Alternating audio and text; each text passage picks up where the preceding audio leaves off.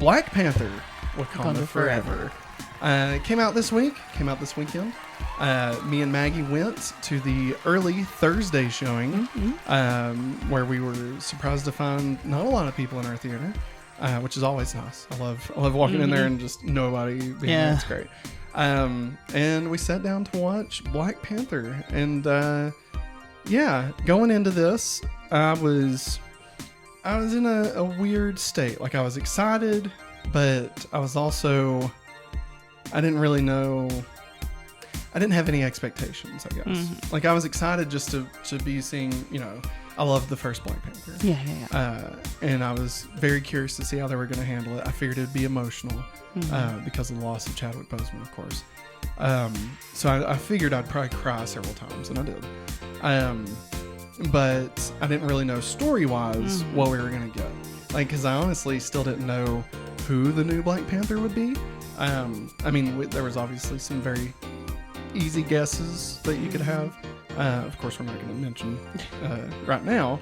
But, I didn't really know how they were going to handle that, how they were going to handle Namor. I was very curious to see how all that played out. So going in, that's kind of where my head was at.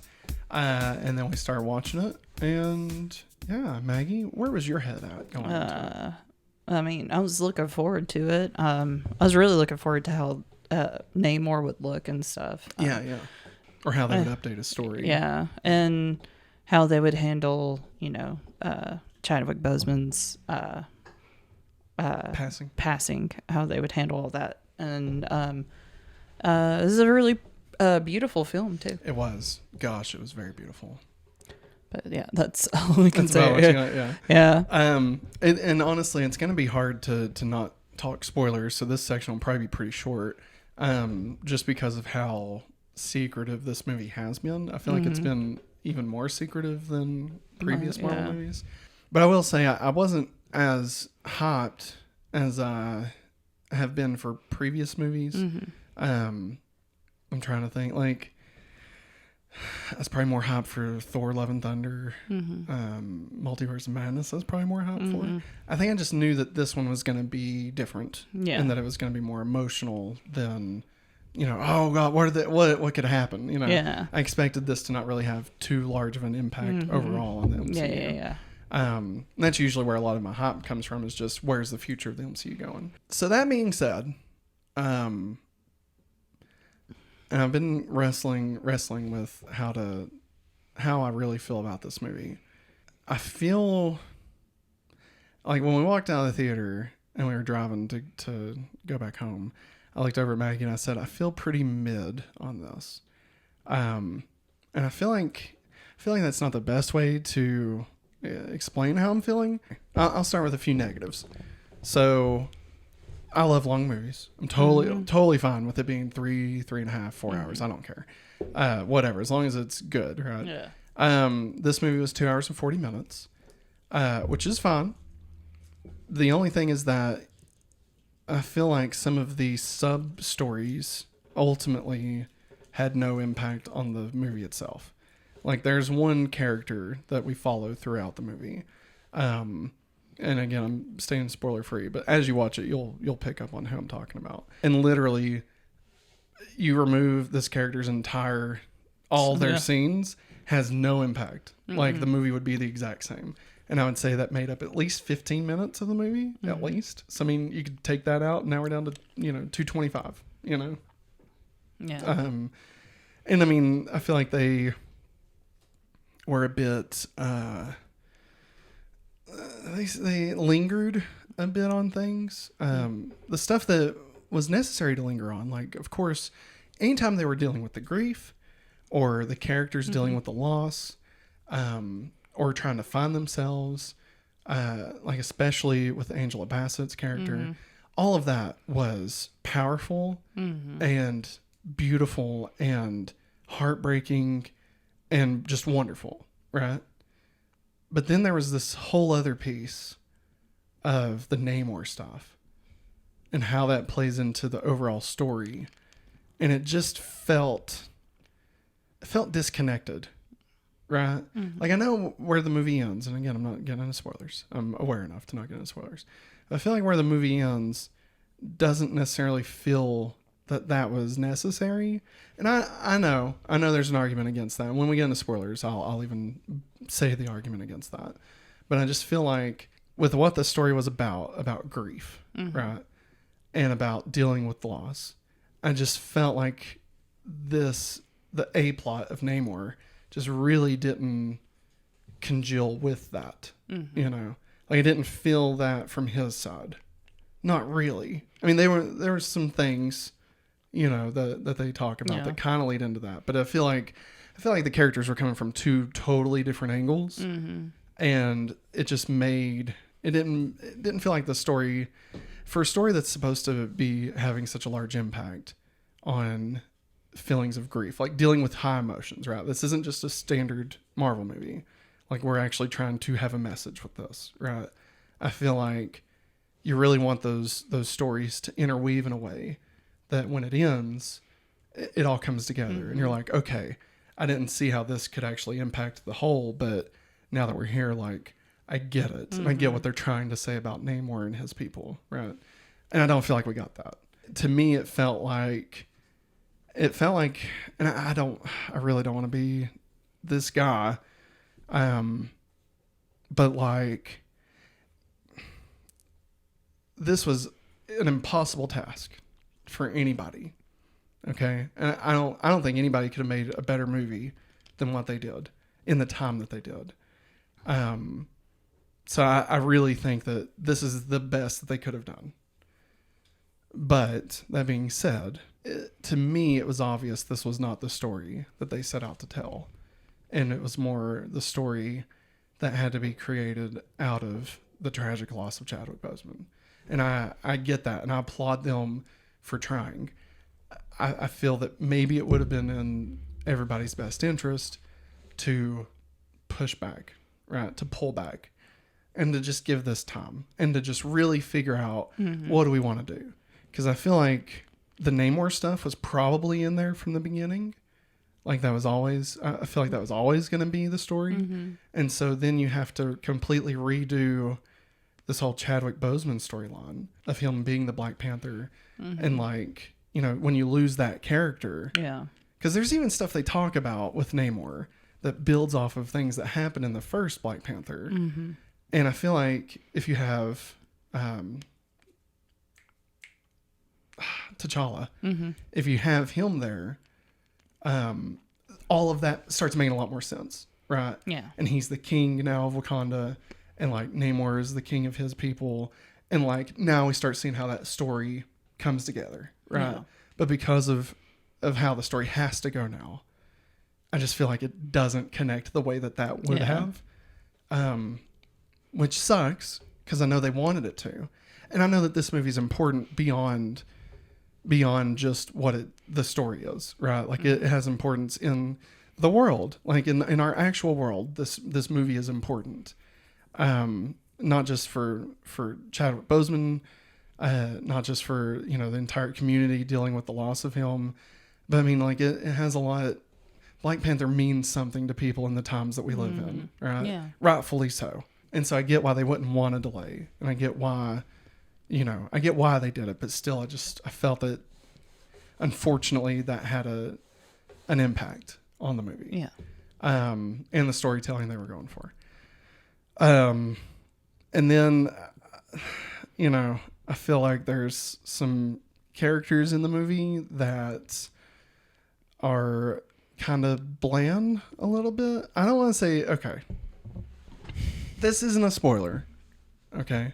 If you've seen the poster, if you've seen the previews, you know that Shuri is one of the main characters. Yeah. Like, the movie begins with Shuri, right? And one of the most heartbreaking scenes in the whole movie. And she's great. She's great in that. And obviously her character is dealing with loss, losing her brother. And then, you know, I get that. But at times it felt like she was a bit lacking in just character. And like, don't get me wrong, I know, like, when you deal with loss, like, you can be just empty and blank, right? But like her character is a complete. It does not feel like the same character from the first movie, and not because she's now dealing with the tragedy of losing her brother, but like dealing with. Like it doesn't feel like that. It just feels like it's just a completely different character. It almost feels like she has to pick up on some of the traits that T'Challa had of, being more reserved, because in order to tell this story, they wanted her to be more like him, right?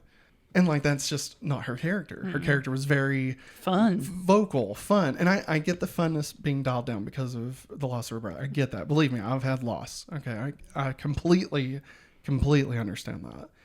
It just felt like they changed her character into what they needed to be able to tell the story that they had already wrote, as opposed to reworking this entire thing. Like maybe Namor didn't need to be in the movie at all. I mean, I don't know. In a post Chadwick Boseman era, like what should this movie have been?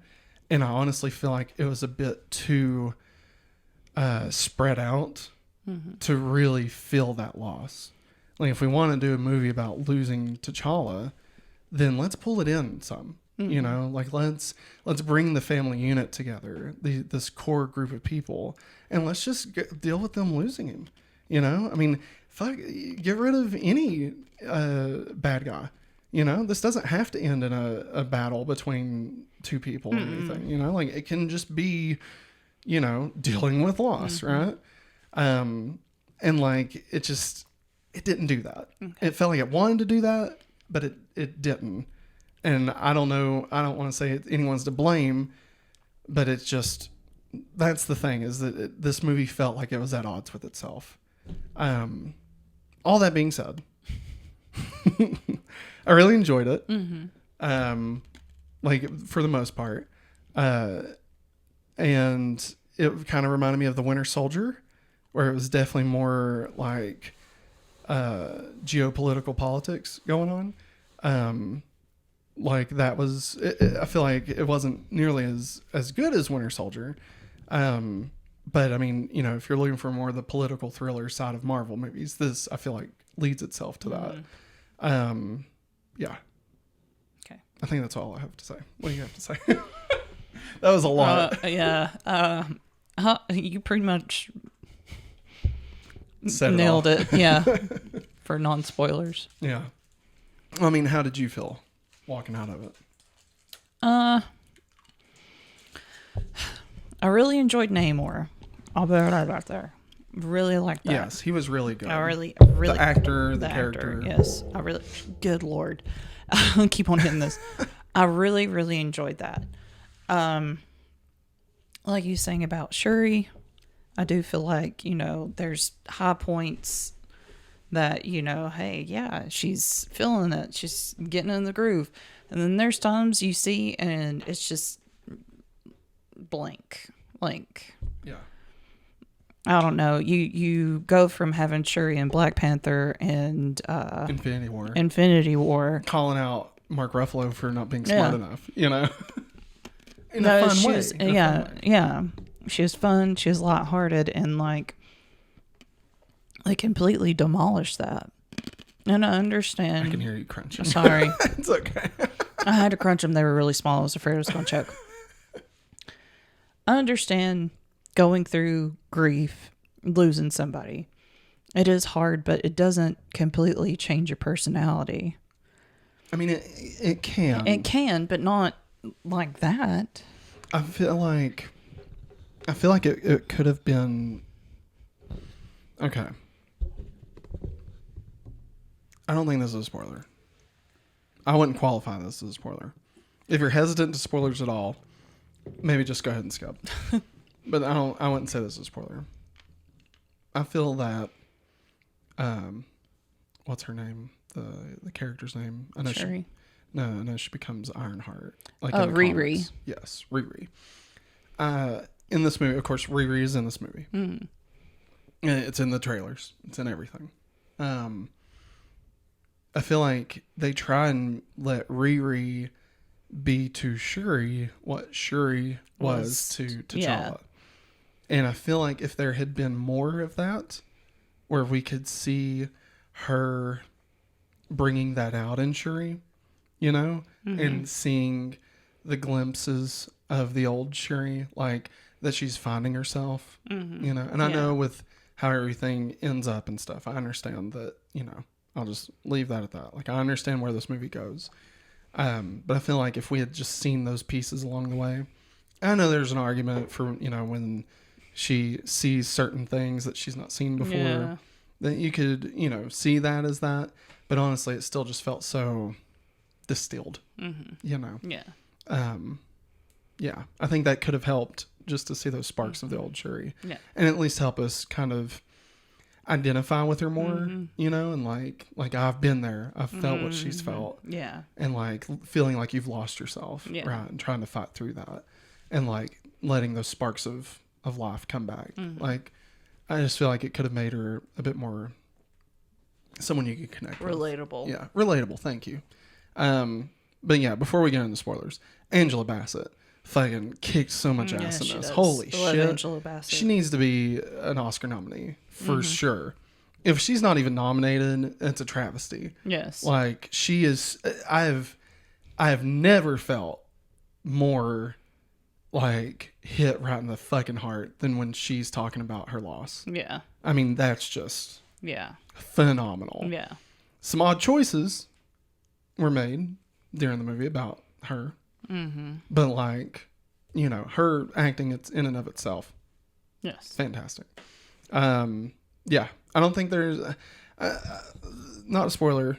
I could have used a bit more M'Baku. Oh yeah. He just wasn't in it that much. And like, I just feel like that could have been a character, like, especially in the marketing. I feel like he's in like all of it. But like, you're fine. But like, he's just not in it that much. You know, like we get way more of different characters. Yeah. Oh, and there's one thing in this movie that just looks fucking terrible. Like, it looks awful. Oh yeah. All right, I'll tell you in spoilers, but my God, is just the ugliest looking thing I've ever seen. Holy shit. Reminds me of Hellboy. I'll leave it at that. Yeah. I'll tell you more in spoilers. But speaking of spoilers, Maggie, anything else you'd like to say before we jump in? No. All right, let's get into spoiling this. This episode is brought to you by patreon.com/hopefullyawesome. That's right. At the $5 tier, you can have access to every episode we make ad-free and have your name listed in the credits of every video. At $10, you'll be able to get access to our all-new exclusive shows right here on patreon.com/hopefullyawesome. Those include Hopefully Weekly, a weekly show where Maggie and I catch up on all the things that's happened over the past week, both in our life and in the world around us. Family Game Night, a weekly show where Maggie and I will play a variety of board games, from Blockbuster Party Game all the way to Fast and the Furious Heist Game, whatever that is. Highway Heist. The Hopefully Awesome movie commentary that we'll do once a month, where Maggie and I will watch one of our favorite films and then record us talking about it over it. Kind of like a mix between Mystery Science Theater 3000 and, you know, just us goofing off and talking about nothing related to the film. And lastly, Matt plus Maggie. This is our monthly show where Maggie and I talk about our relationship. I don't think we'll be giving any advice, but hey, tune in. It'll be fun. And if you want to go above and beyond at the $25 level, not only do you get everything that we've just talked about, but you also get a verbal shout out as our Patreon producer of the entire month. All this and more. So sign up at patreon.com/hopefullyawesome today. Spoilers. The suit. The Midnight Angel suit. Yeah. Barf. What the hell was that? I'll be honest, I completely forgot about that. I thought you was talking about the boat. The boat? Yeah. I mean, the boat is stupid too. Yeah. Like, looked like Noah's Ark on steroids. Yeah, like, why was that designed that way? You know, like, I don't know. That whole thing was just, you know. So I've heard some people talking shit about the Ironheart outfit, the Mark II. I thought it was fine. I mean, you know, it looked a bit, I don't know, like a Pokemon a little bit. But yeah, they did make the back a little bit wild. But I mean, it was good. Like, it was good, and her character was fantastic. Yeah. Also, no, the thing about Angela Bassett's character, two things that I didn't really like was one when she called out. Oh man, I'm gonna have to bring up the cast because I cannot remember anybody's name. She was Michonne on Walking Dead. Oh, I can't remember her name. You're fine. I got it. I got it pulled up here. Okay. Not Namora. No, that's definitely not Namora. Okoye. Okoye, yeah. Yeah, Okoye. Angela Bassett firing her. Yeah. That just felt incorrect to me. It felt like they knew that they wanted her to become the Midnight Angel. Yeah. And so they were like, well, we have to get her out of here somewhere. Yeah. And that's what they chose. Like, and don't get me wrong, I believed Angela Bassett's acting in it. Yes. But it just felt like, plot-wise, it didn't make any sense to me. No, it didn't. I just felt like she wouldn't have been that harsh to her. I feel like, I don't know. Maybe I'm misreading it. But, I mean, Okoye was treated as, like, one of the family in this, especially after seeing her in Endgame and stuff.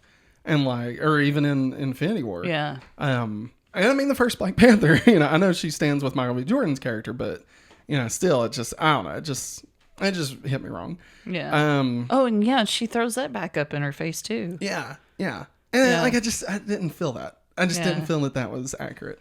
And then her dying. What the fuck? What was the point of that? Yeah. Like, really? Did we need to kill off Angela Bassett? Like, again, I feel like this movie was about Chadwick Boseman being a king, him making the choice to release, to show everybody that Wakanda exists, and then that causing Namor's people danger, right? And it would have been about two kings having to have this conflict, right? And I feel that maybe even his mom dies because of it, right? And now he sees that it's his fault. Yeah. And I believe Shuri probably was still even taken. Like, that she was probably even still there because that felt like it belonged. Yeah. But I feel like they combined Shuri and T'Challa's character into one, and was like, well, she's gonna kind of fall in love with him, but then he's gonna kill her mom, and then she's gonna be pissed off and go to war, but then choose to give mercy. Yeah. Like T'Challa would have done, So I just feel like that makes more sense. Yeah. And like, I just feel like they could have maybe rewrote a little bit more. But yeah, I'm trying to think of any other spoilers. It was really cool. Michael B. Jordan. Yeah. Pop back up. And the ancestral That was plane. weird. That was an interesting way to do that.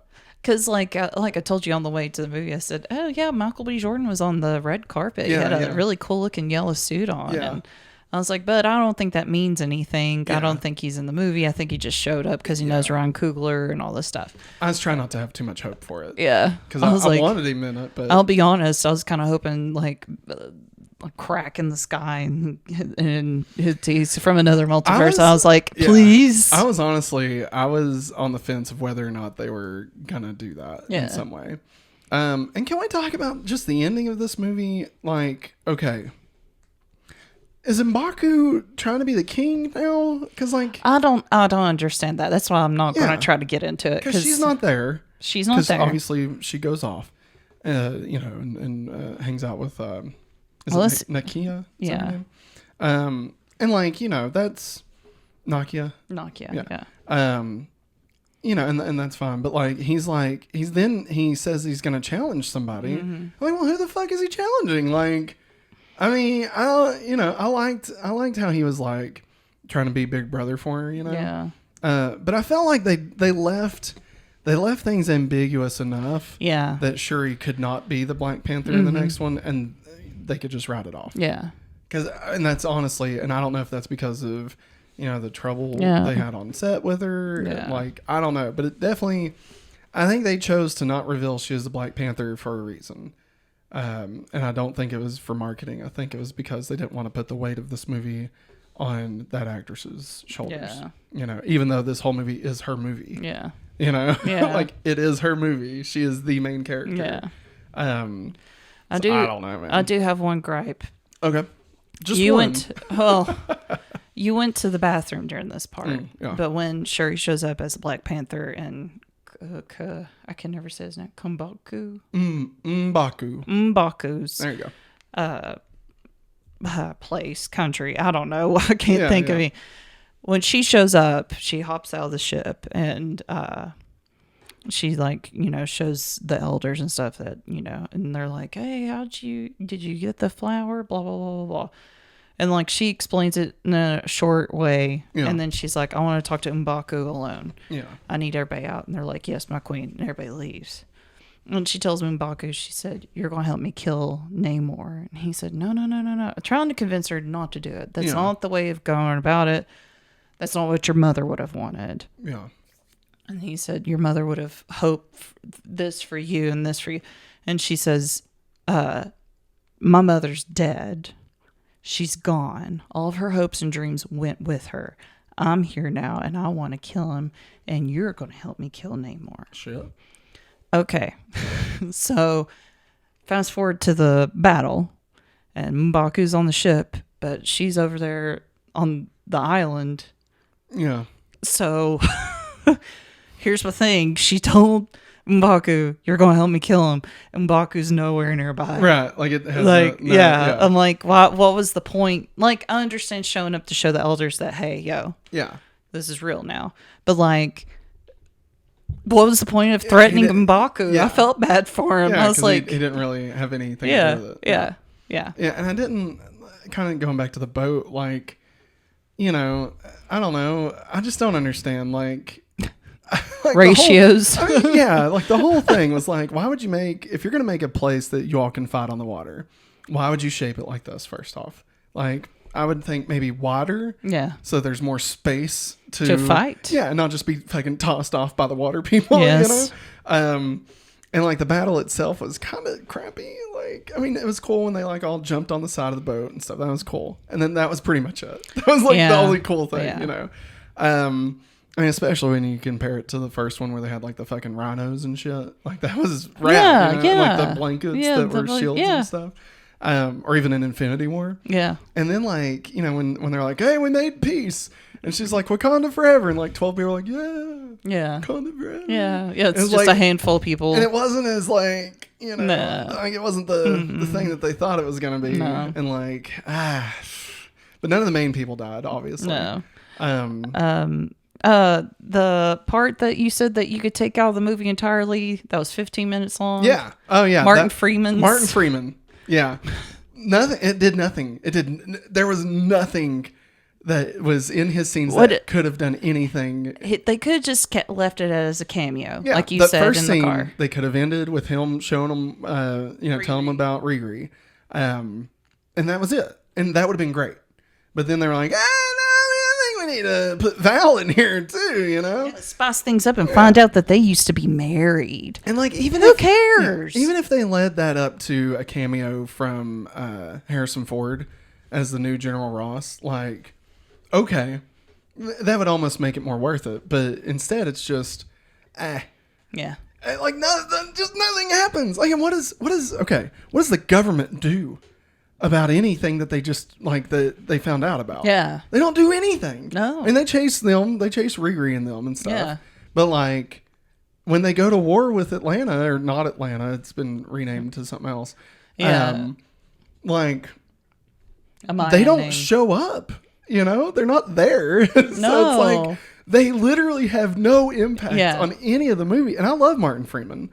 I loved him in the first one. I thought it was just super weird that he was in there. Like, of all the movies that have Martin Freeman was Black Panther.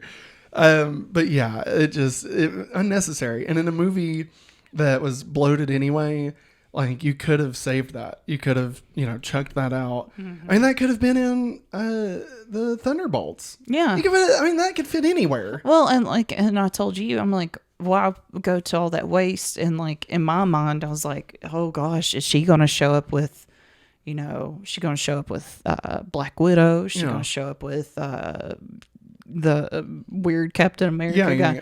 Like, I can't think of his name. The one from Russia. Yeah. Isn't it the Red Star? Is that his name? Yeah, but I'm talking about the agent. Oh, you're talking about U.S. agent. Yeah. Yeah. I was thinking, are they going to show up? Yeah. Anybody. Give us a reason for this. Give us a reason. Yeah. Give us, give us a taste. Yeah. Yeah. No. No, they No, did not. It didn't matter. No. You know what? Okay, here's what I think would have been better. What? All right, and probably would have made me happy. This is what you do. Okay, you take all the Martin Freeman scenes post cameo, take those, you remove them. Okay, then you stitch them together as one standalone Marvel Disney Plus tie-in. Okay, and like it even cuts 2 scenes from the movie, kind of like The Matrix and The Matrix. Enter the Matrix, where like scenes from the movie crossed over with the game. You just do that, and then you watch that as like a supplemental, almost like a funny thing happened on the way to Thor's hammer. Yeah. Okay, like with Agent Coulson. Yeah. Where it shows his drive from Iron Man 2 to Thor. Yeah. Like it's that. It's just that. Yeah. But it's Martin Freeman's character. And like, you know, it cuts away and it shows that shit's happening in Wakanda. So like you're getting context of, you know, how these scenes are interconnected to it. But like him talking to the queen and stuff. And like you see Angela Bassett is in this. You're like, holy shit, they got Angela Bassett in this. Yeah. And like it makes all of that so much better. Yes. But instead now it's just like, I don't even know if it mattered. It does. I mean, I know it didn't matter, but I don't know if any repercussions any of this will have, except for the fact that Okoye broke him out of jail at the end, which looked very much like Hulk and She-Hulk when the ship came down. Yeah. I feel like that was the exact same road. Okay, It probably was. Like, I feel like they were going to be like, oh, Martin Freeman, you have a kid on another planet, actually. Yeah. But yeah, so I don't know. I'm trying to look at these characters and see if any other stuff. Lake Bell, like, what was the purpose of that? I didn't say it in the thing. I should have said this, but I really enjoyed the opening. Like, not the sad part, but the part that was a horror movie. Yeah. That shit was cool. Yeah. Like, I really enjoyed that. Yeah. Okay, so I liked that about Namor. I did not care for like the 20-minute scene. It wasn't 20 minutes of him showing Shuri around. Yeah. I don't know. I don't know if it's because I'm getting Avatar fatigue. Yeah, but, like, probably. It felt very. But like you were saying, where the script might have been intended for T'Challa, that would have been a king showing another king his kingdom. I still think that would have been Shuri. You still think that? Because I think her having feelings for him was going to play into it. Like, because I mean, obviously they were setting up an interest there. Yeah. Like there was very much a love interest being built there.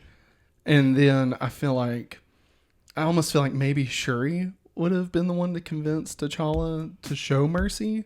Like she would have fulfilled the M'Baku role. Yeah. To T'Challa, you know, T'Challa.